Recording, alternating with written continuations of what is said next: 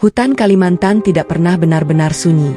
Selalu ada suara, desir angin yang menerobos celah-celah kanopi, gemericik sungai kecil yang mengalir di balik semak belukar, suara serangga malam yang bersahutan seperti orkestra alam yang tak pernah berhenti bermain. Dan di antara semua suara itu, ada suara manusia, langkah-langkah kaki yang sangat terlatih, begitu senyap hingga bahkan rusa yang paling waspada sekalipun tidak akan menyadari kehadiran mereka. Sersan 2 Arya Wicaksana bergerak di antara pepohonan besar dengan cara yang hanya bisa dilakukan oleh seseorang yang telah menghabiskan lebih dari 12 tahun hidupnya untuk berlatih menjadi bayangan. Tubuhnya yang tinggi dan atletis, hasil dari ribuan jam latihan fisik yang melampaui batas kemampuan manusia biasa, bergerak dengan kelincahan seekor kucing liar. Wajahnya dibalut cat kamuflase hijau dan hitam, matanya yang tajam memindai setiap sudut hutan dengan kewaspadaan yang sudah menjadi insting kedua baginya. Dia adalah bagian dari Komando Pasukan Khusus, Kopassus, satuan elit Tentara Nasional Indonesia yang namanya sudah dikenal di seluruh penjuru dunia sebagai salah satu pasukan khusus paling tangguh dan profesional di Asia. Baret merah yang biasa bertengger di kepalanya kini tersimpan rapi di dalam ranselnya, digantikan oleh topi rimba yang membuatnya semakin menyatu dengan lingkungan sekitar. Misi mereka kali ini adalah pengintaian dan pemetaan jalur-jalur infiltrasi yang diduga digunakan oleh kelompok bersenjata separatis di wilayah pedalaman Kalimantan. Bukan misi tempur langsung, tapi justru itulah yang membuatnya lebih berbahaya. Dalam misi pengintaian, satu kesalahan kecil, satu langkah yang salah, satu suara yang tidak seharusnya terdengar, bisa berarti kematian bagi seluruh tim. Arya sudah menjalani penugasan semacam ini lebih dari 20 kali sepanjang karirnya. Hutan baginya adalah rumah kedua, atau mungkin rumah pertama, mengingat betapa seringnya dia menghabiskan waktu di dalamnya dibandingkan di rumah yang sebenarnya. Rumah. Pikirannya sejenak melayang kepada sosok perempuan yang sudah menunggunya, atau setidaknya, yang seharusnya menunggunya, di sebuah rumah sederhana di perumahan dinas di pinggiran Bogor. Wajah Nadira, istrinya, muncul di balik kelopak matanya yang lelah. Senyumnya yang manis, suaranya yang lembut ketika menelepon 2 minggu lalu. "Cepat pulang ya, Mas. Aku kangen. Dika juga kangen ayah." Dika, anaknya, 7 tahun. Laki-laki kecil yang setiap kali Arya pulang selalu berlari kencang dari dalam rumah dan melompat ke pelukannya tanpa rasa takut, seolah yakin bahwa tangan ayahnya akan selalu siap menangkapnya. Arya menghela napas perlahan, satu-satunya kemewahan emosional yang dia izinkan untuk dirinya sendiri di tengah hutan malam itu. 2 minggu lagi. Aku akan pulang 2 minggu lagi. Hari ke-23 penugasan. Tim Arya, terdiri dari 6 orang termasuk dirinya sebagai pemimpin lapangan, sedang beristirahat di sebuah bivak darurat yang mereka buat di balik punggung bukit kecil, tersembunyi di balik semak-semak lebat yang sudah mereka tata sedemikian rupa sehingga dari jarak 10 meter pun hampir tidak terlihat. Mereka bergantian berjaga. 2 orang selalu terjaga setiap saat, sementara yang lain beristirahat dalam posisi siaga, bukan tidur yang nyenyak, tapi semacam kondisi setengah sadar di mana tubuh beristirahat tapi pikiran dan insting tetap waspada. Kemampuan ini adalah salah satu hasil dari latihan Kopassus yang paling menyiksa. Belajar beristirahat tanpa benar-benar lengah. Arya sedang tidak dalam jadwal jaga ketika suara pelan dari radio satelit kecil yang mereka bawa memecah keheningan. Bukan siaran biasa, itu adalah sinyal kode khusus dari markas. Kode yang hanya digunakan dalam satu situasi, perubahan mendadak pada kondisi penugasan. Kopral Bagas, operator komunikasi tim, merangkak mendekati Arya dengan ekspresi yang sulit dibaca. "Sersan," bisiknya, suaranya hampir tidak terdengar. "Ada pesan dari markas. Kode Delta 3. Arya langsung duduk tegak. Delta 3. Kode untuk penarikan sebagian personel karena kondisi darurat non-operasional. Artinya ada sesuatu yang terjadi di luar misi. Sesuatu yang cukup penting hingga markas memutuskan untuk menarik 1 atau lebih anggota tim." "Siapa yang dipanggil?" tanya Arya, nadanya datar dan terkontrol seperti biasa. Bagas menyerahkan kertas kecil berisi dekripsi pesan. Arya membacanya di bawah cahaya merah redup dari senter taktisnya. Cahaya merah tidak merusak penglihatan malam dan tidak terlihat dari jarak jauh. Nama yang tertulis di sana adalah namanya sendiri. Serda Arya Wicaksana, penarikan segera. Kondisi keluarga, helikopter dijadwalkan titik Charlie pukul 04.00. Arya membaca pesan itu 2 kali, 3 kali. Ekspresi wajahnya tidak berubah. Itulah yang membuat anggota timnya selalu kagum dan sedikit takut padanya. Dalam situasi apapun, Wajah Arya Wicaksana adalah sebuah topeng yang sempurna. Tapi di dalam dadanya, sesuatu bergerak dengan cepat. Kondisi keluarga. Kata-kata itu bisa berarti banyak hal. Keselakon, sakit keras. Atau, hal lain yang belum berani dia pikirkan. Bagas, katanya pelan. Berapa jarak ke titik Charlie? Sekitar 11 km arah timur laut, Sersan, Medan Sedang.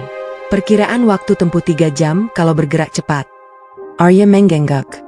Penggangkan, Sersan Hendra. Dia ambil alih komando tim. Aku berangkat jam 1. Arya bergerak sendirian melalui hutan Kalimantan di tengah malam dengan cara yang sama seperti dia melakukan semua hal dalam hidupnya. Efisien, fokus, dan tanpa keluhan. 11 km. 3 jam. Medan yang tidak dikenalnya dengan sempurna karena rute ini bukan bagian dari area operasi utama mereka. Tapi ketidakpastian medan tidak pernah benar-benar menjadi hambatan bagi seseorang dengan jam terbang sebanyak Arya. Dia menggunakan kompas, peta topografi, dan insting yang sudah diasah selama bertahun-tahun untuk menavigasi kegelapan. Sambil bergerak, pikirannya bekerja secara paralel. Separuh fokus pada pergerakan fisiknya, separuh lagi mencoba memproses informasi yang sangat minim tentang apa yang terjadi di rumah. Dia mencoba mengingat percakapan terakhirnya dengan Nadira, 2 minggu lalu, lewat sambungan satelit yang kualitasnya buruk dan selalu terputus-putus. Nadira terdengar normal. Tidak ada sesuatu yang aneh dalam suaranya. Tidak ada nada khawatir, tidak ada tekanan yang tersembunyi. Semua baik-baik saja di sini, Mas. Dika lagi belajar sepeda roda 2. Lucu banget. Kemarin jatuh terus tapi nggak mau nyerah. Arya mengingat bahwa dia tertawa kecil mendengar cerita itu. Tertawa, sesuatu yang sangat jarang dia lakukan, tapi selalu datang dengan mudah ketika Nadira bercerita tentang anaknya. Lalu apa yang terjadi setelah itu? Keselakon. Dika jatuh dari sepeda dan terluka parah. Tapi untuk kondisi seperti itu biasanya markas akan memberikan informasi yang lebih spesifik, bukan kode samar seperti Delta 3. Kondisi keluarga. Arya mempercepat langkahnya. Dia tiba di titik Charlie, sebuah area terbuka kecil di tepi sungai yang cukup untuk pendaratan helikopter, pada pukul 3.47. 13 menit lebih awal dari jadwal. Dia menyapu area itu dengan cepat, memastikan tidak ada ancaman, lalu mengambil posisi menunggu di balik pohon besar sambil tetap memantau sekelilingnya. Helikopter datang tepat pukul 4. 2 menit landing, Arya sudah berada di dalamnya dengan pintu tertutup dan burung besi itu sudah naik kembali ke langit malam. Di dalam helikopter, ada satu orang yang Arya kenal, Letnan 1 Wahyu, perwira penghubung dari markas. Wajah Wahyu menunjukkan ekspresi yang sulit didefinisikan ketika menatap Arya. Situasinya apa, Letnan? Tanya Arya langsung, berteriak sedikit menandingi suara bising rotor helikopter. Wahyu tampak ragu sesaat. Markas tidak memberikan detail yang spesifik, Sersan. Hanya instruksi untuk menarik Anda segera. Arya menatapnya tajam. Letnan, saya telah mengenal Anda 3 tahun. Anda berbohong dengan cara yang sama setiap kali. Anda melihat ke kiri sebelum menjawab. Wahyu diam. Apa yang terjadi dengan keluarga saya? Desa Arya. Suaranya tetap datar tapi ada sesuatu di balik ketenangan itu yang membuat Wahyu tidak berani bertemu pandang dengannya. Sersan, saya tidak dalam posisi untuk. Wahyu. Satu kata. Nama. Tapi cara Arya mengucapkannya mengandung bobot yang membuat udara di dalam kabin helikopter terasa lebih berat. Wahyu akhirnya menarik napas panjang. Ada yang menghubungi markas. Bukan tentang istri atau anak Anda yang terluka, Sersan. Ini tentang ada laporan dari tetangga. Mereka mengkhawatirkan kondisi Anda jika pulang tanpa persiapan. Markas memutuskan lebih baik Anda ditarik secara terkontrol daripada mendapat informasi dari sumber yang tidak resmi. Arya menatap Wahyu selama 10 detik penuh tanpa berkedip. Dalam 10 detik itu, otaknya yang terlatih memproses setiap kata, setiap jeda, setiap infleksi dalam kalimat Wahyu. Ada yang menghubungi markas. Tetangga. Kondisi Anda jika pulang tanpa persiapan. Seseorang telah melaporkan sesuatu tentang Nadira. Sesuatu yang cukup serius hingga tetangga merasa perlu menghubungi markas TNI. Sesuatu yang diakini bisa membuat seorang prajurit Kopassus bereaksi dengan cara yang tidak terkontrol. Hanya ada satu jenis berita yang masuk dalam kategori itu. Arya bersandar keskivi ke kursi helikopter. Matanya terpejam. Di balik kelopak matanya, wajah Nadira muncul kembali. Kali ini bukan senyumannya yang manis, tapi ekspresi lain yang belum pernah dia lihat tapi sudah mulai dia bayangkan. Dia tidak mengucapkan satu kata pun selama sisa penerbangan itu. Mereka mendarat di Bandara Halim Perdana Kusuma pada pagi hari ketika Jakarta baru saja mulai terbangun dari tidurnya. Dari sana, sebuah kendaraan dinas sudah menunggu untuk membawa Arya ke Bogor. Di dalam mobil, Letnan Wahyu mencoba beberapa kali membuka percakapan. Arya menjawab semuanya dengan anggukan kepala atau satu kata. Bukan karena dia tidak bisa berbicara, tapi karena seluruh energi mentalnya sedang dia gunakan untuk menyiapkan diri menghadapi kemungkinan terburuk. Ini adalah teknik yang dia pelajari dalam pelatihan psikologi tempur. Ketika menghadapi situasi yang berpotensi memicu respons emosional ekstrim, buat skenario terburuk terlebih dahulu di dalam kepala. Hadapi skenario itu. Resolkan. Proses. Sehingga ketika kenyataan datang, apapun bentuknya, kamu sudah lebih siap. Dalam mobil berwarna hitam yang melaju di jalan tol menuju Bogor, Arya Wicaksana membiarkan dirinya membayangkan hal-hal yang tidak ingin dia bayangkan. Bagaimana jika berita itu benar? Bagaimana jika Nadira, perempuan yang sudah dia cintai selama 9 tahun, yang sudah melahirkan anaknya, yang selalu mengucapkan, hati-hati, setiap kali dia berangkat bertugas. Bagaimana jika Nadira ternyata bukan orang yang selama ini dia percaya? Dada Arya terasa seperti ada yang menekan dari dalam. Bukan sakit, lebih tepat disebut sebagai tekanan. Seperti sesuatu yang ingin keluar tapi tidak tahu caranya. Dia tidak menangis. Arya Wicaksana tidak ingat kapan terakhir kali dia menangis. Mungkin waktu dia berumur 8 tahun dan ayahnya meninggal, mungkin lebih lama dari itu. Air mata bukan sesuatu yang dikenal oleh tubuhnya lagi. Tapi tekanan itu nyata. Mobil memasuki kawasan perumahan dinas menjelang pukul 7 pagi. Arya hafal setiap sudut lingkungan ini, dia sudah tinggal di sini hampir 4 tahun. Dia tahu rumah mana yang atapnya bocor setiap musim hujan, tahu mana tetangga yang selalu bangun paling pagi, tahu jalan pintas mana yang bisa dipotong untuk sampai lebih cepat ke gerbang utama. Dan dia tahu bahwa kendaraan asing yang terparkir di depan rumah nomor 14B, rumahnya, bukan mobil yang dia kenal. Sebuah Toyota Fortuner hitam dengan plat nomor yang memiliki kombinasi huruf dan angka yang sangat dia kenal. Plat nomor kendaraan dinas kepolisian, tapi yang jenis ini adalah plat pribadi yang biasa digunakan oleh pejabat kepolisian menengah ke atas.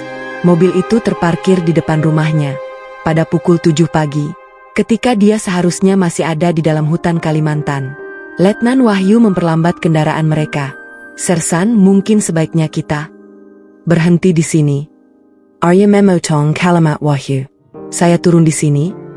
Tapi protokol mengatakan, Wahyu, lagi-lagi satu kata itu, dan lagi-lagi itu cukup. Wahyu menghentikan mobil di tikungan, sekitar 50 meter dari rumah 14B.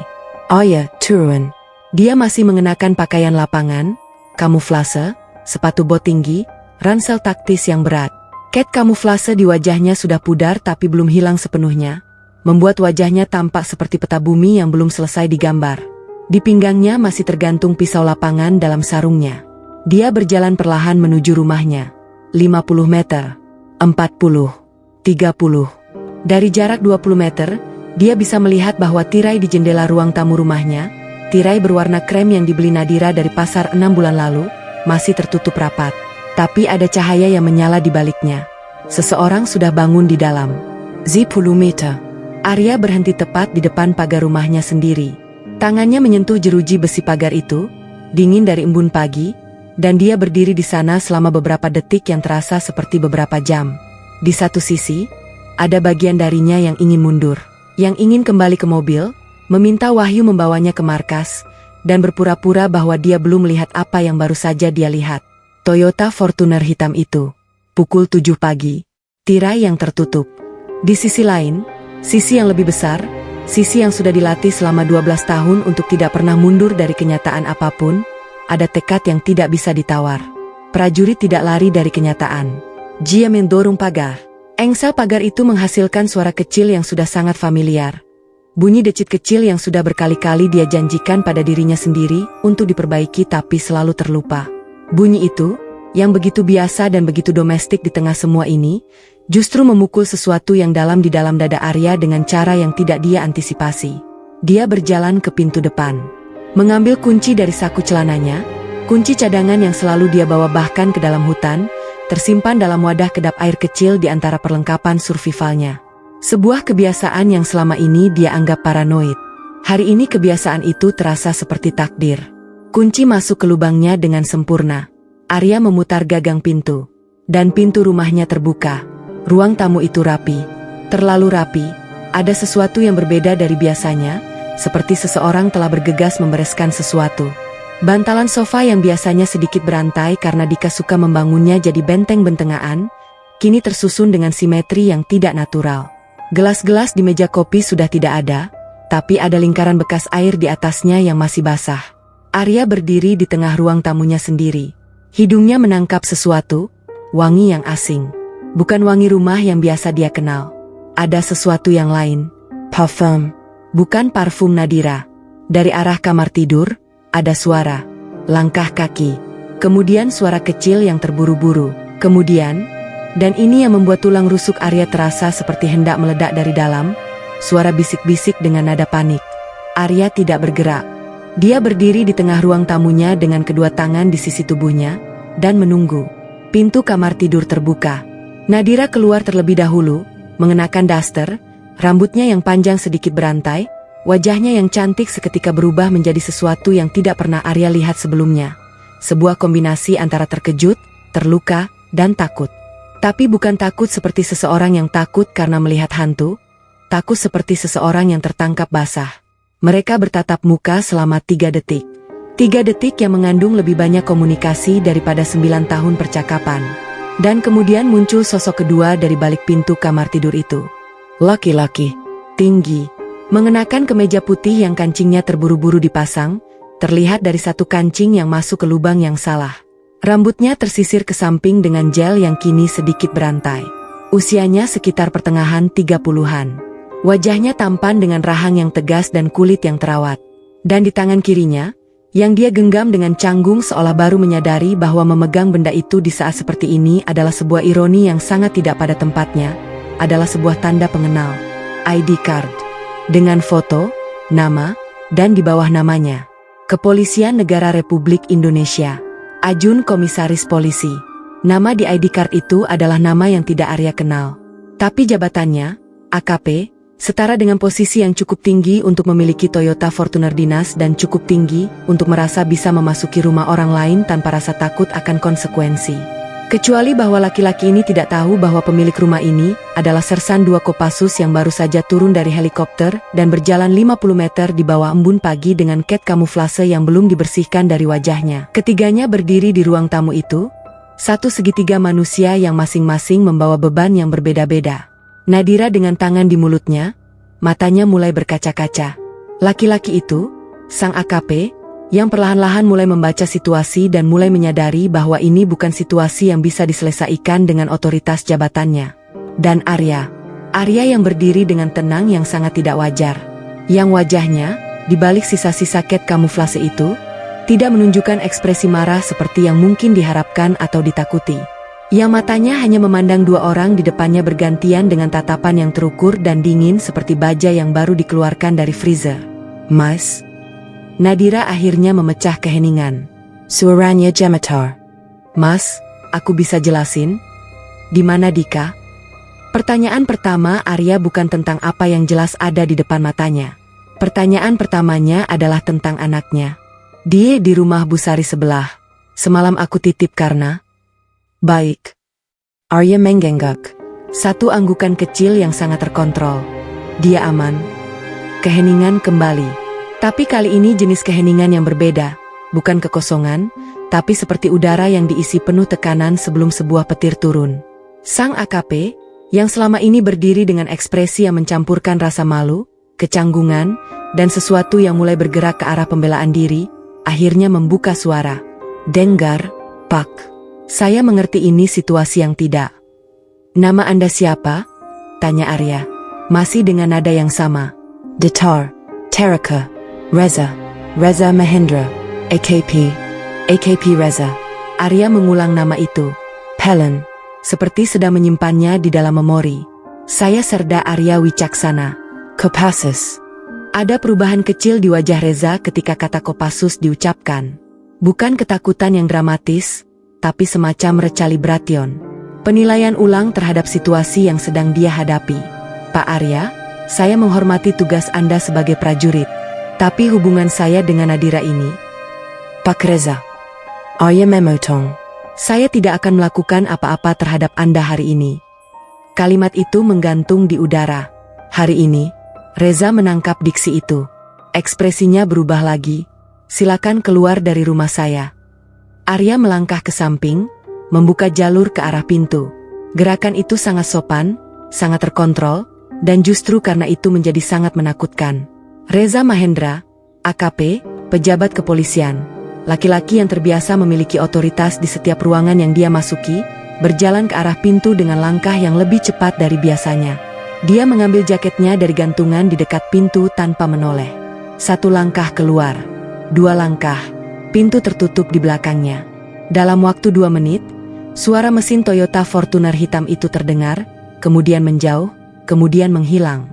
Arya dan Nadira kini berdiri berdua di ruang tamu rumah mereka. Suami dan istri, 9 tahun pernikahan, 1 anak, dan sebuah kenyataan yang kini tergeletak di antara mereka seperti pecahan kaca yang tidak bisa dipungut tanpa melukai tangan. Nadira mulai menangis. Bukan isak kecil, tapi tangis yang dalam, yang sepertinya sudah ditahan cukup lama dan kini tidak bisa dibendung lagi. Mas, aku minta maaf. Aku minta maaf, Mas. Aku minta. Nadira. Suara Arya memotong tangisnya. Bukan keras, bukan kasar. Tapi ada sesuatu di dalamnya yang membuat Nadira berhenti. Arya berjalan ke arah sofa dan duduk. Membuka ranselnya. Mengeluarkan botol air minum dan meminumnya perlahan. Kemudian meletakkan botol itu di meja, meluruskan punggungnya, dan menatap kosong ke arah dinding di depannya selama beberapa detik. Sudah berapa lama? Akhirnya dia bertanya. Nadira menutup wajahnya dengan kedua tangan. Nadira, sudah berapa lama? 7 bulan. 7 bulan. Arya menghitung di dalam kepalanya. 7 bulan lalu dia baru saja kembali dari penugasan di Papua. 7 bulan lalu Nadira menyambutnya di gerbang dengan senyuman. 7 bulan lalu mereka makan malam bertiga. Dia, Nadira, dan Dika, dengan menu sop buntut yang dimasak Nadira khusus karena itu makanan kesukaannya. 7 bulan. Baik. Arya berdiri. Saya mau mandi. Dan dia berjalan ke kamar mandi, menutup pintunya dengan pelan, membuka keran air, dan berdiri di bawah aliran air dingin dengan seluruh pakaian lapangannya masih melekat di tubuh. Di dalam shower itu, untuk pertama kalinya dalam lebih dari 20 tahun, Sersan 2 Arya Wicaksana, prajurit Kopassus, pemimpin tim pengintaian, seseorang yang pernah bertahan hidup sendirian di hutan selama 16 hari, merasakan sesuatu mengalir dari matanya. Bukan banyak, hanya beberapa tetes. Tapi itu nyata. Dan air dingin yang membasahi tubuhnya mencampurkan air mata itu dengan semua air lainnya, sehingga tidak ada yang bisa membedakan mana yang mana. Chapter 5, Malam Pertama. Arya tidak tidur di kamar tidurnya malam itu. Dia duduk di kursi di sudut ruang tamu, di posisi yang memberikan pandangan ke seluruh ruangan sekaligus ke arah pintu. Posisi taktis yang sudah menjadi kebiasaan tidak sadar. Dika sudah dijemput dari rumah tetangga sore itu. Anak laki-laki berusia 7 tahun itu berlari ke pelukan Arya dengan antusias yang sama seperti selalu, tidak menyadari bahwa ada yang berbeda, atau mungkin menyadari tapi tidak tahu cara menamakannya. Ayah sudah pulang. Kenapa makannya item-itemnya? Arya memeluk anaknya. Lebih erat dari biasanya. Lebih lama dari biasanya. Dika tidak protes, malah balik memeluk dengan kedua tangan kecilnya. Malam itu Arya yang memandikan Dika, Arya yang membacakan cerita sebelum tidur, Arya yang menunggui sampai anaknya benar-benar tertidur dengan napas yang teratur dan wajah yang damai. Wajah anak yang belum tahu bahwa dunia orang dewasa di sekitarnya sedang bergetar. Nadira menyiapkan makan malam. Mereka makan dalam keheningan yang jauh lebih berat dari biasanya.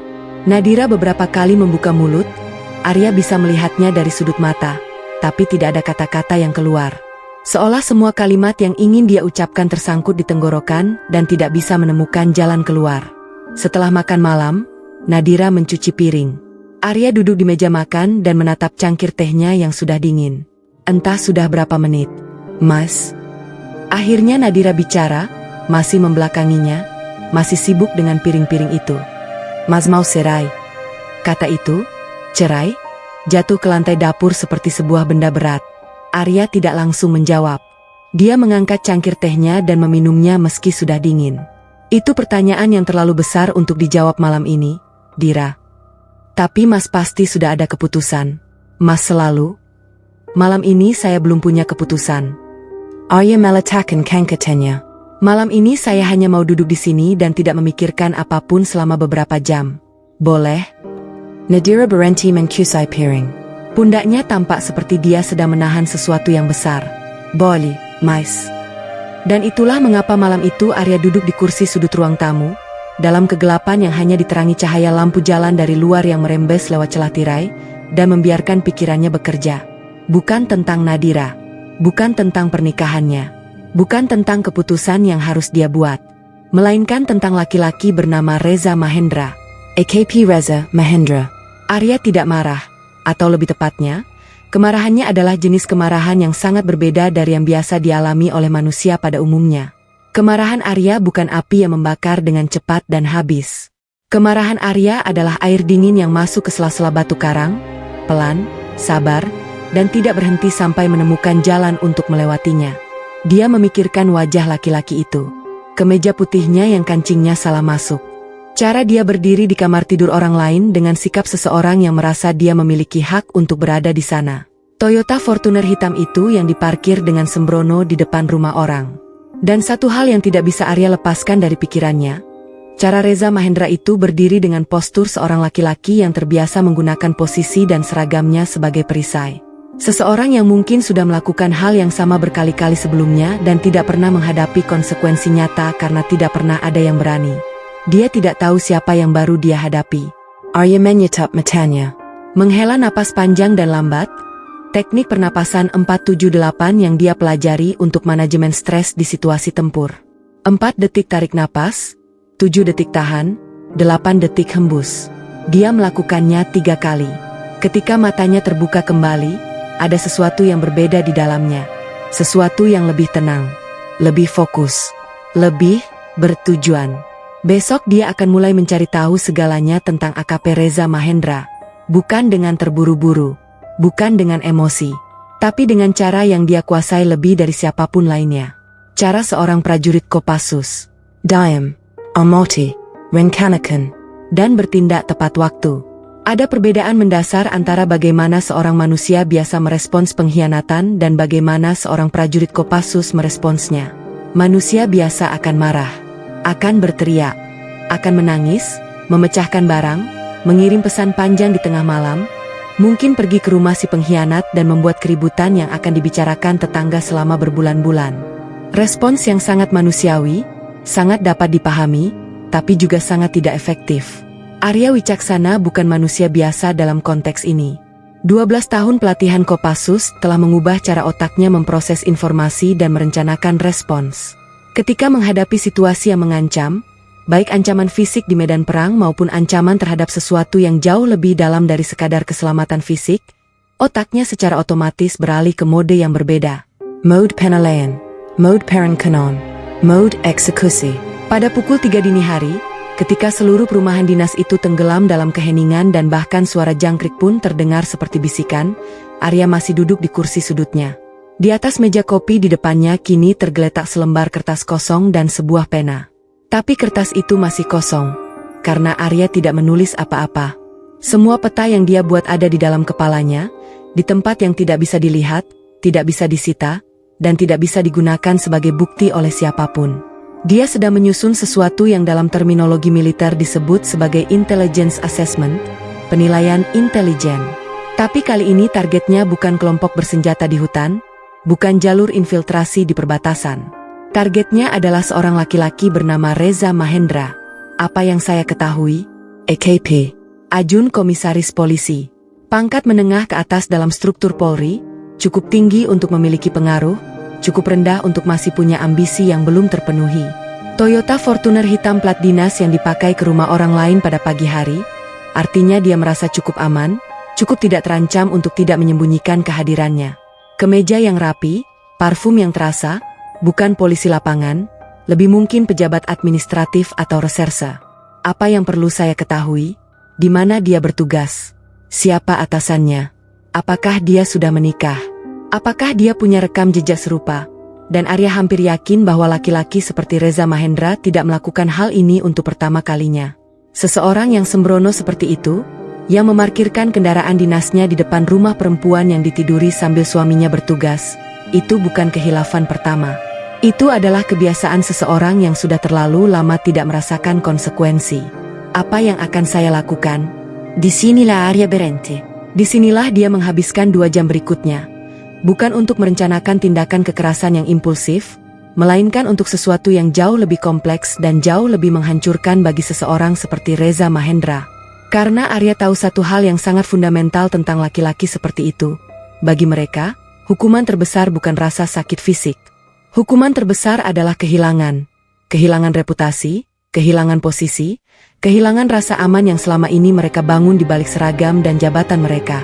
Dan Arya Wicaksana, yang telah menghabiskan 12 tahun mempelajari cara menghancurkan sistem pertahanan musuh dari dalam, tahu persis bagaimana cara melakukannya. Pagi harinya, Arya bangun setelah 3 jam tidur. Cukup untuk fungsi optimal, tidak lebih dari yang dibutuhkan. Dia menyiapkan sarapan untuk Dika sendiri sebelum anaknya bangun. Nasi goreng sederhana dengan telur mata sapi dan irisan timun, persis seperti yang selalu diminta Dika setiap Sabtu pagi. Ketika Dika turun dari kamarnya dengan rambut berantai dan mata yang masih setengah tertutup, dia langsung melihat makanan itu di meja dan wajahnya merekah. Nasi goreng. Ayah yang masak. Ayah yang masak. Arya mengelus kepala anaknya. Makan dulu, nanti telurnya dingin. Nadira tidak turun untuk sarapan. Arya bisa mendengar suara kecil dari kamar, mungkin tangisan yang ditahan, mungkin hanya diam. Dia tidak naik ke atas untuk memeriksanya. Setelah mengantarkan Dika ke sekolah, anaknya sudah kelas 2 SD, cukup dekat untuk dijangkau dengan jalan kaki 10 menit. Arya kembali ke rumah dan mengambil telepon genggamnya. Dia menghubungi 1 nomor. Nada tunggu berbunyi 2 kali sebelum diangkat. Bro, suara di seberang sana terdengar sedikit kaget. Lo kan harusnya masih di lapangan? Kenapa? Gue butuh bantuan lo, Han. Arya memotong. Bukan hal yang besar. Gue cuma butuh informasi. Hendra, Sersan 1 Hendra Kusuma, rekan setim Arya yang sudah mengenal dia sejak mereka sama-sama masuk Kopassus 12 tahun lalu, terdiam sesaat di seberang sana.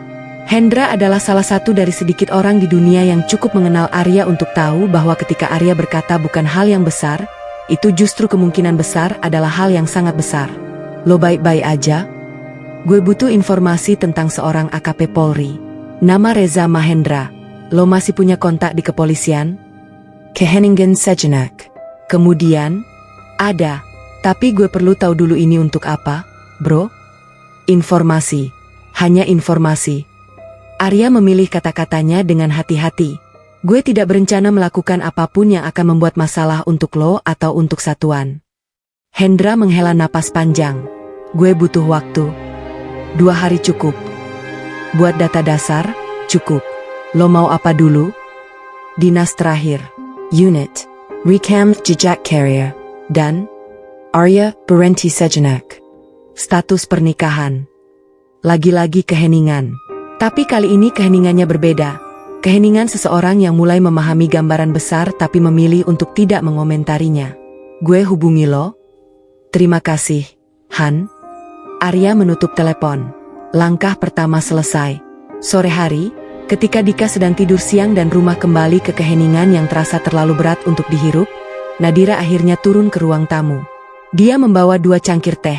Kebiasaan lama, cara yang selalu mereka gunakan untuk memulai percakapan sulit, dan meletakkan satu di hadapan Arya sebelum duduk di sofa yang berseberangan. Arya menatap cangkir itu sejenak, lalu mengangkatnya dan meminumnya. Ceritakan, katanya akhirnya. Bukan perintah. Lebih seperti pemberian ruang. Nadira memeluk cangkirnya sendiri dengan kedua tangan. Matanya melihat ke bawah, ke pola batik di kain sofa, ke suatu titik yang tidak ada di permukaan dunia nyata. Awalnya, dia memulai, suaranya pelan dan hati-hati seperti seseorang yang berjalan di atas es tipis.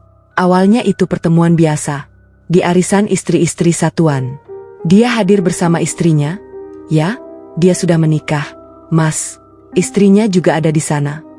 Arya tidak berubah ekspresinya, tapi tangannya yang memegang cangkir teh sedikit lebih erat.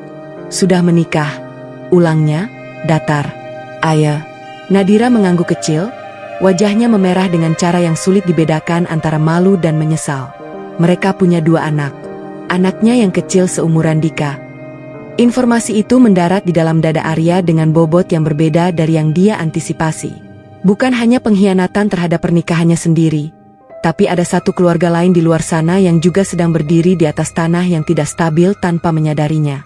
Seorang perempuan lain, 2 anak lain. Lanjutkan, kata Arya. Dia mulai sering mengirim pesan. Katanya dia kesepian, istrinya sibuk dengan anak-anak, dia merasa tidak diperhatikan. Dan Mas waktu itu baru saja berangkat tugas lagi, yang di Papua 3 bulan itu. Aku juga. Nadira berhenti, menggigit bibirnya. Aku juga kesepian, Mas. Aku tahu itu bukan alasan, tapi itulah yang terjadi. Kesepian. Arya memikirkan kata itu. Dia tidak bisa menyangkal kenyataan yang ada di baliknya. Bahwa menjadi istri seorang prajurit Kopassus berarti siap untuk lebih sering ditinggal daripada ditemani. Bahwa ada malam-malam panjang ketika Nadira sendirian di rumah ini dengan hanya Dika yang menemaninya dan tidak tahu apakah suaminya masih hidup atau sudah menjadi bagian dari statistik yang tidak pernah dipublikasikan. Dia tahu itu. Dia selalu tahu itu. Dan dia tidak pernah punya jawaban yang memuaskan untuk dilema tersebut. Kenapa dia? Tanya Arya kemudian. Dari semua orang. Nadira akhirnya mengangkat matanya dan bertemu dengan tatapan Arya. Di dalamnya ada sesuatu yang sangat kompleks. Penyesalan yang genuine, tapi juga sesuatu yang lain. Karena dia ada, Mas. Itu saja. Dia ada di sini ketika Mas tidak ada. Dan aku lemah. Kejujuran itu, sederhana dan brutal sekaligus, membuat Arya diam cukup lama. Apakah kamu mencintainya? Pertanyaan itu keluar dari mulutnya sebelum dia sepenuhnya memutuskan untuk mengucapkannya. Dan ketika sudah keluar, dia menyadari bahwa jawabannya akan mengubah sesuatu. Tidak peduli apapun jawabannya.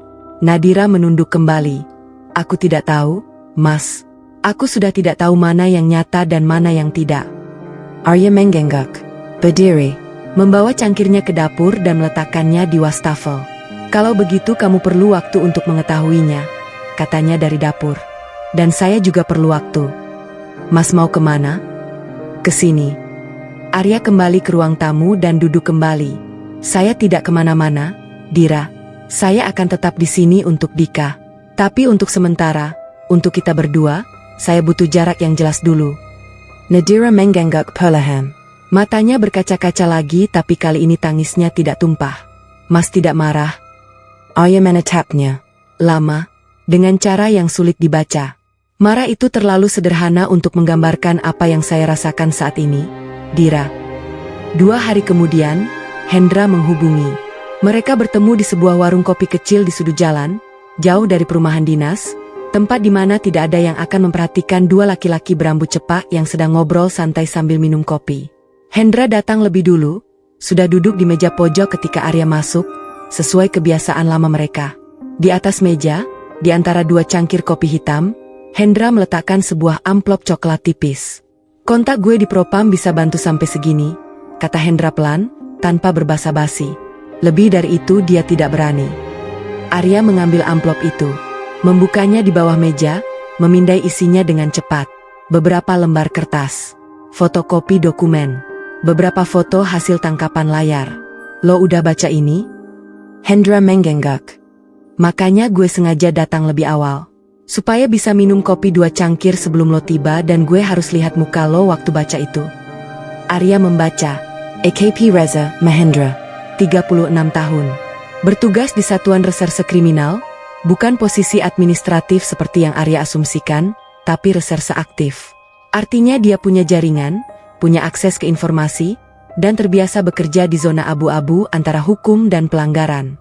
Karir yang relatif mulus, 2 penghargaan dalam 3 tahun terakhir, 1 untuk pengungkapan kasus narkotika besar, 1 untuk operasi penangkapan buron.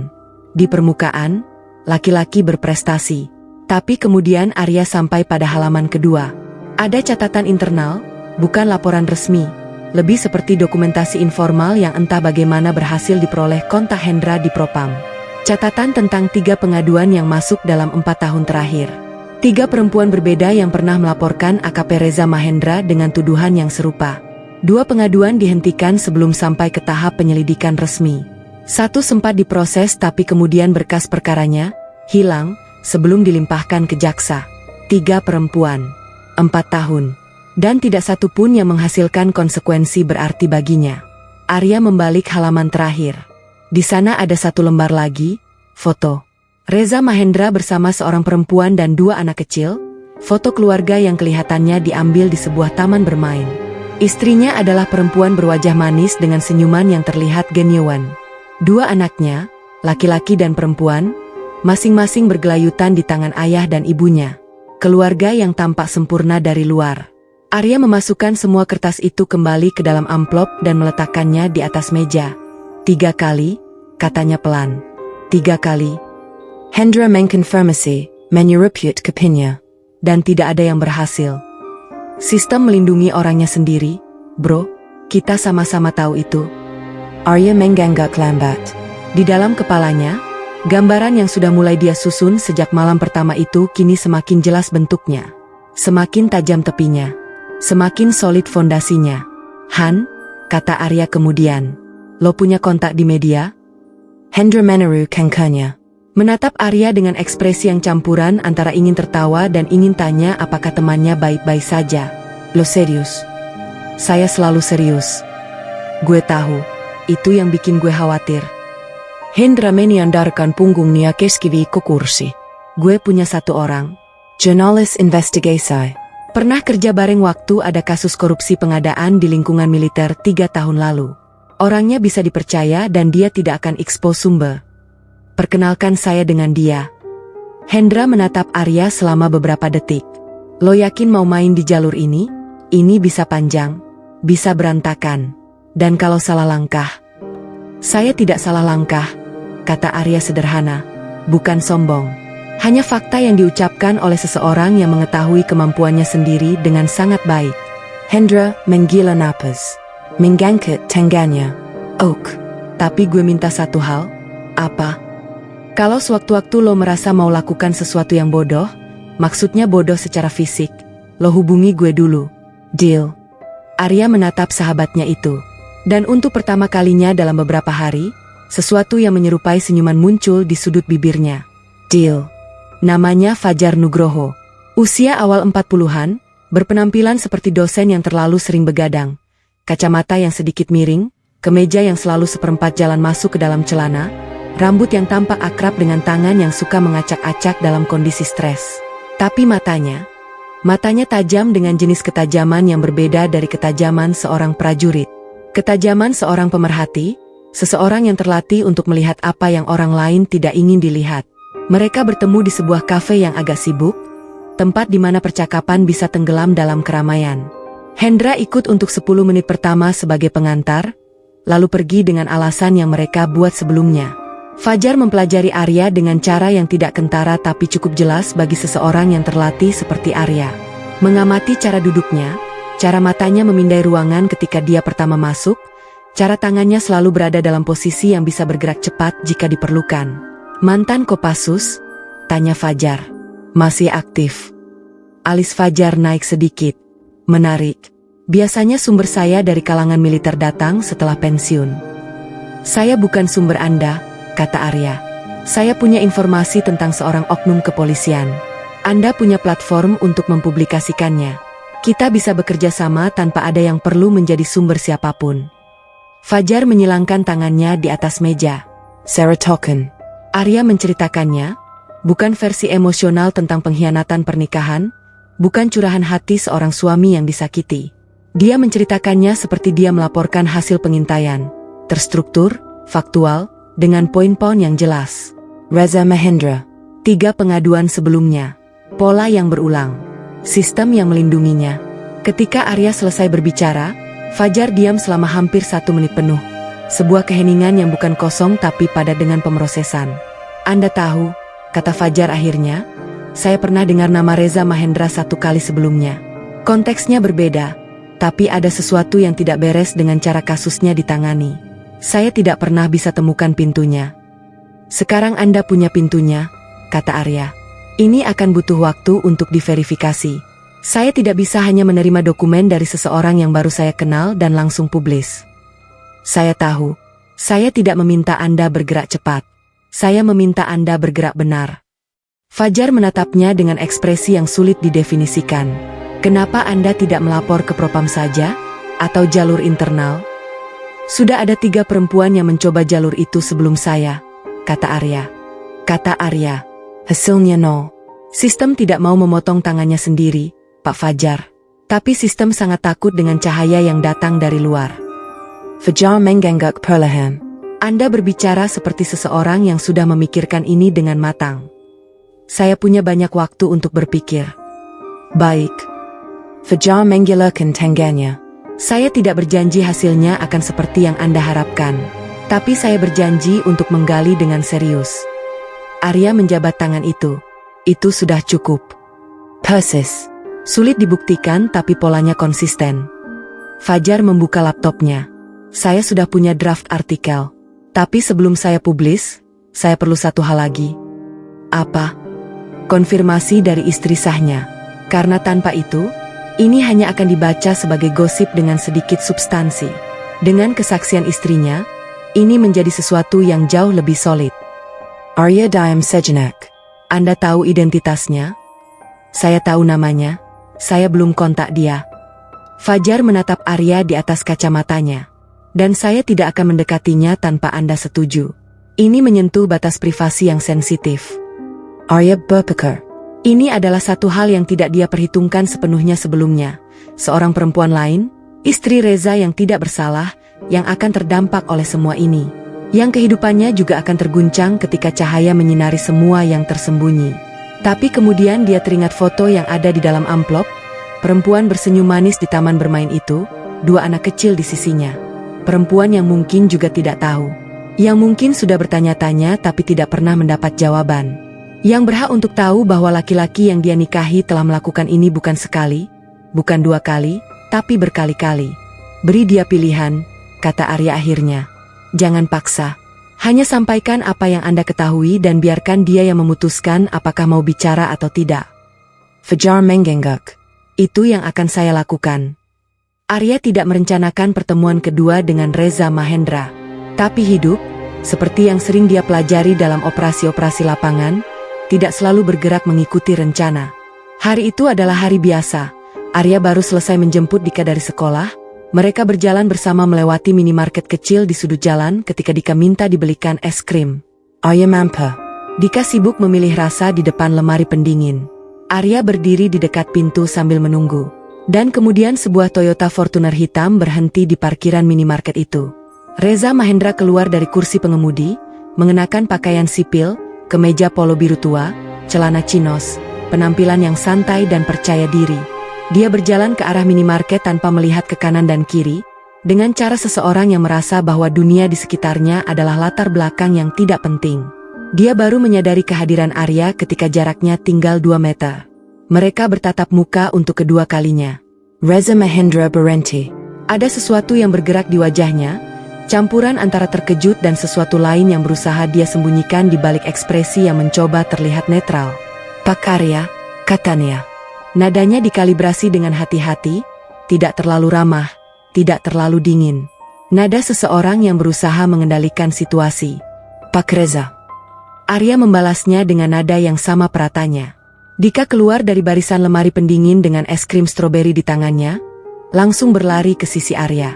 Ayah, Dika mau yang ini? Arya menaruh tangan di bahu anaknya. Oak, bayar dulu ke kasir ya. Dika mengangguk dan berlari ke kasir. Arya kembali menatap Reza. Dalam keheningan beberapa detik itu, ada banyak hal yang bergerak di bawah permukaan. Arya bisa membaca Reza Mahendra seperti dia membaca medan lapangan, melihat ketegangan di rahangnya, cara matanya yang sebentar-sebentar melirik ke sekitar seolah mengukur pilihan untuk keluar dari situasi ini, cara tangannya yang sedikit bergerak ke sisi tubuhnya dalam refleks yang mungkin tidak disadarinya sendiri. Saya ingin bicara sesuatu kepada Anda, kata Reza akhirnya, menurunkan suaranya. Soal situasi antara kita. Saya pikir ada. Pak Reza. Arya memotong dengan sangat pelan. Sangat tenang. Saya sedang bersama anak saya. Kalimat itu sederhana. Tapi Reza Mahendra rupanya cukup cerdas untuk membaca apa yang ada di balik kesederhanaan itu. Bahwa saat ini bukan waktu dan tempatnya. bahwa ada batas yang tidak boleh dilewati, dan bahwa laki-laki yang berdiri di depannya memiliki kontrol atas dirinya sendiri yang jauh melampaui apa yang mungkin Reza perkirakan. Tentu, kata Reza. Maaf. Dia berjalan masuk ke minimarket, melewati Arya dengan jarak yang cukup. Arya tidak menoleh. Dia menunggu Dika selesai membayar di kasir, lalu keluar bersama anaknya ke bawah sinar matahari sore yang hangat. Ayah kenal orang tadi? Tanya Dika sambil menjilat es krimnya. Kenalan. Arya menjawab singkat. Kayaknya orangnya nggak enak deh. Arya melirik anaknya sejenak. Kenapa bilang begitu? Soalnya terapannya gimana gitu. Kayak orang yang ketahuan nyontek ujian tapi pura-pura nggak. Arya diam sejenak. Kemudian mengelus kepala anaknya. Kamu pintar sekali, Dika. Chapter 13. Artikel itu terbit. 4 minggu setelah pertemuan pertama mereka, Fajar Nugroho mengirimkan pesan singkat kepada Arya pada pukul 6 pagi. Tayang hari ini, pukul 9. Arya sedang menyeduh kopi ketika pesan itu masuk. Dia membaca, meletakkan teleponnya, dan melanjutkan menyeduh kopinya. Pukul 9 kurang 10, dia duduk di meja makan dengan laptopnya. Nadira sedang di dapur. Mereka sudah sampai pada titik di mana kehadiran satu sama lain tidak lagi menciptakan kebekuan yang menyakitkan, tapi lebih seperti dua orang yang sedang belajar menghirup udara yang sama tanpa saling menyakiti. Pukul 9 tepat, notifikasi dari portal berita terbesar Indonesia muncul di layarnya. Judulnya sederhana dan langsung. Pola 3 tahun. Oknum AKP diduga manfaatkan jabatan untuk tutupi pengaduan pelecehan seksual. Arya membaca artikel itu dari awal sampai akhir dengan ekspresi yang tidak berubah. Fajar menulis dengan baik, terstruktur, terdokumentasi, tanpa sensasionalisme yang berlebihan tapi juga tidak meminimalisir berat permasalahannya. Nama Reza Mahendra disebutkan secara eksplisit. 3 kasus sebelumnya dipaparkan dengan detail yang cukup tanpa mengekspos identitas korban. Ada kutipan dari sumber anonim internal kepolisian. Ada konfirmasi dari pengacara salah satu korban. Dan di paragraf ke-8, ada satu kalimat yang Arya baca 2 kali. Menurut sumber yang tidak mau disebutkan namanya, istri AKP yang bersangkutan telah dihubungi dan menyatakan bersedia memberikan kesaksian dalam proses internal kepolisian jika diperlukan.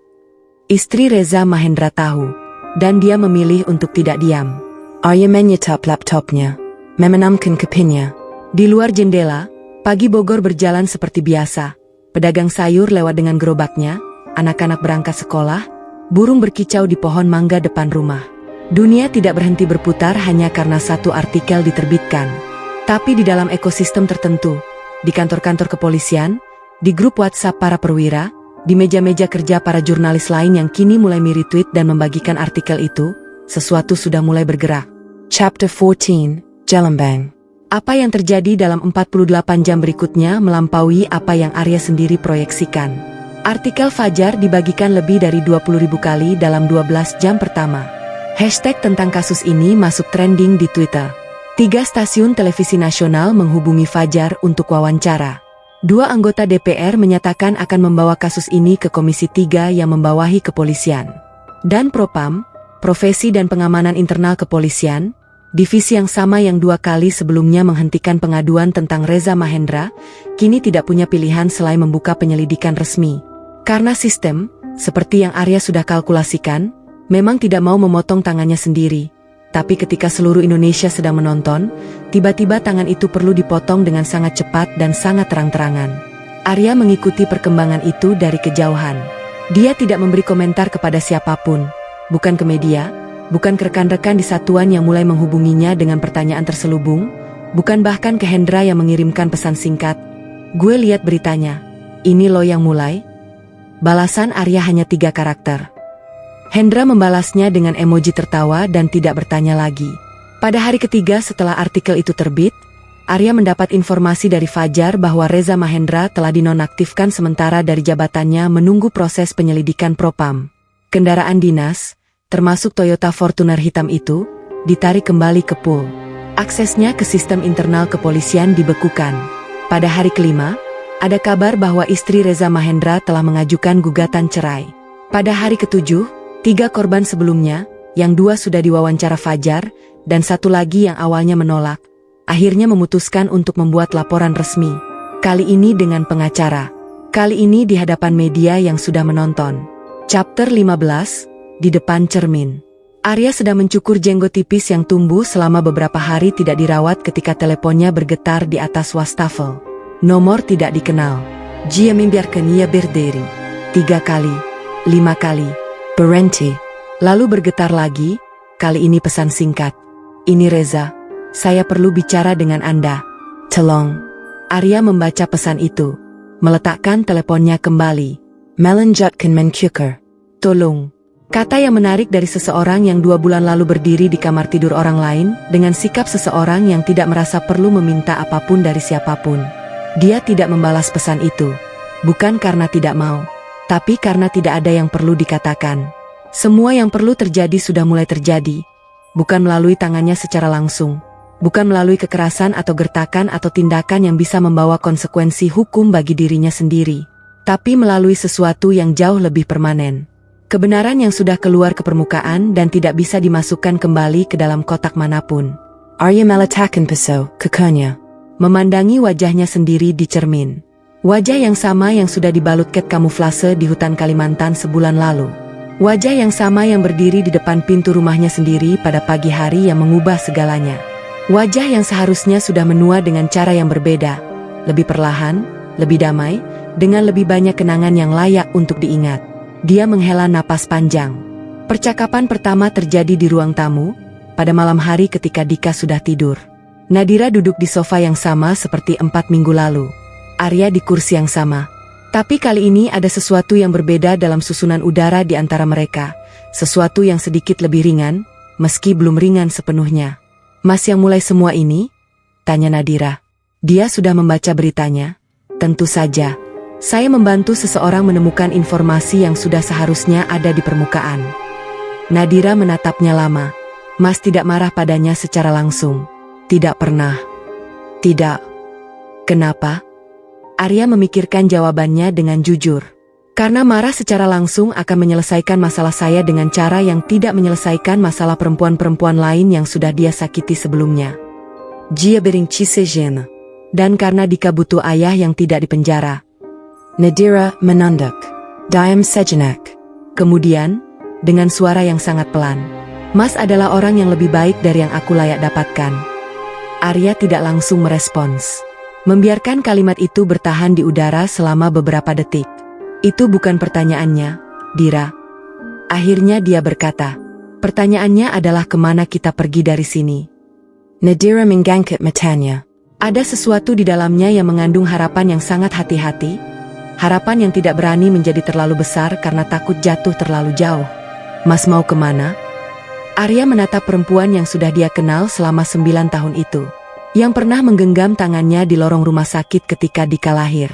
Yang selalu menyiapkan secangkir teh setiap kali dia pulang dari penugasan apapun panjangnya. Yang membuat kesalahan yang sangat manusiawi dan sangat menyakitkan dan sangat sulit untuk dilupakan begitu saja. Saya tidak tahu, katanya jujur. Tapi saya tahu bahwa malam ini kita berdua tidur di rumah yang sama, di bawah atap yang sama. Dan itu untuk sekarang cukup. Nadira menggenggak. Matanya berkaca-kaca tapi tidak menangis. Cukup, ulangnya pelan. Seperti sedang meyakinkan dirinya sendiri bahwa kata itu adalah sesuatu yang nyata untuk dipegang. Percakapan kedua terjadi keesokan paginya, di telepon. Hendra Menggebangi, lo baca berita pagi ini? Belum, ada apa? AKP-nya resmi diberhentikan sementara dan berkasnya dilimpahkan ke kejaksaan. Propam rekomendasikan pemecatan tidak hormat. Hendra berhenti sejenak. Dan ada satu hal lagi. Apa? 1 dari 3 korban sebelumnya, yang paling awal, kasusnya paling lama tenggelam, dia menyampaikan terima kasih secara publik kepada pihak-pihak yang membantu kasusnya kembali ke permukaan. Tanpa menyebut nama siapapun. Arya diam sejenak di seberang telepon. Lo dengar ge? Tanya Hendra. Dengar. Itu saja yang mau gue sampaikan. Sisanya urusan lo sendiri. Suara Hendra berubah sedikit, lebih lunak dari biasanya, cara seorang sahabat yang tidak tahu cara mengucapkan sesuatu yang penting dengan cara yang tidak canggung. Lo baik-baik aja? Arya menatap keluar jendela. Di halaman depan rumahnya, Dika sedang berdiri di atas sepeda rodanya yang baru. Sepeda roda 2 yang belajar di kayuhnya tanpa roda bantu, oleng ke kiri lalu ke kanan, tapi tidak jatuh. Tidak jatuh. Iya, Han, kata Arya akhirnya. Gue baik-baik aja. 3 bulan kemudian, Arya kembali ke satuan. Penugasan berikutnya sudah menunggu. Kali ini bukan hutan, tapi pelatihan bersama dengan pasukan khusus negara sahabat di Jawa Timur. Lebih aman, lebih terstruktur, dan, yang lebih penting, tidak terlalu jauh dari Bogor. Pagi hari sebelum berangkat, Dika menuntutnya untuk sarapan bersama dengan menu yang dipilih anaknya sendiri. Roti bakar dengan selai kacang dan segelas susu coklat. Arya memenuhi permintaan itu tanpa protes. Nadira menyiapkan kopi dan meletakkannya di meja tanpa berkata apa-apa. Mereka masih dalam proses yang panjang dan tidak linear, dengan hari-hari yang lebih baik dan hari-hari yang masih terasa berat. Konseling sudah dimulai 2 minggu lalu, atas saran yang datang bukan dari Arya dan bukan dari Nadira, tapi dari seorang pendeta yang secara tidak sengaja bertemu dengan Nadira di gereja dan berkata sesuatu yang sederhana tapi tepat sasaran. Belum ada kepastian tentang akhirnya, tapi ada sesuatu yang mulai, sangat perlahan, sangat hati-hati, tumbuh di antara reruntuhan. Ketika Arya hendak berangkat, Dika berlari ke arahnya dan memeluknya kuat-kuat seperti selalu. Ayah jangan lama-lama ya. 3 minggu. Oye, janji. Hang Hiloya. Janji. Arya mengencangkan pelukan anaknya 1 detik lebih lama dari biasanya. Kemudian melepaskannya, mengambil tasnya, dan berjalan ke pintu. Di ambang pintu, dia berhenti sejenak, menoleh ke belakang. Nadira berdiri di tengah ruang tamu, memeluk dirinya sendiri dengan kedua tangan, matanya menatap Arya dengan ekspresi yang mengandung 1000 kata yang tidak satu pun bisa keluar melalui mulutnya. Arya mengangguk padanya. 1 anggukan kecil. Bukan pengampunan yang penuh. Belum. Mungkin belum pernah sepenuhnya. Ada luka yang meninggalkan bekas bahkan setelah sembuh, dan itu adalah kenyataan yang harus diterima oleh keduanya. Tapi sebuah pengakuan. Bahwa mereka masih di sini. Bahwa mereka masih mencoba. Bahwa kadang-kadang, itu adalah bentuk keberanian yang paling nyata dari semuanya. Arya memakai baret merahnya ketika sudah di dalam kendaraan, gerakan yang sudah ribuan kali dia lakukan hingga menjadi sebuah ritual tanpa pikir. Tangan kirinya menyetel posisi baret dengan cara yang tepat, cara yang sudah dia pelajari pertama kali 12 tahun lalu dari seorang instruktur tua yang berkata bahwa cara seorang prajurit memakai baretnya mencerminkan cara dia memandang dirinya sendiri. Di luar jendela kendaraan, perumahan dinas berlalu, deretan rumah-rumah sederhana yang masing-masing menyimpan ceritanya sendiri, kehidupan-kehidupan yang tidak pernah sesederhana penampilannya dari luar. Arya menatap ke depan. Jalan masih panjang, selalu panjang. Tapi prajurit tidak berhenti karena jalannya panjang. Prajurit berjalan. Tamat.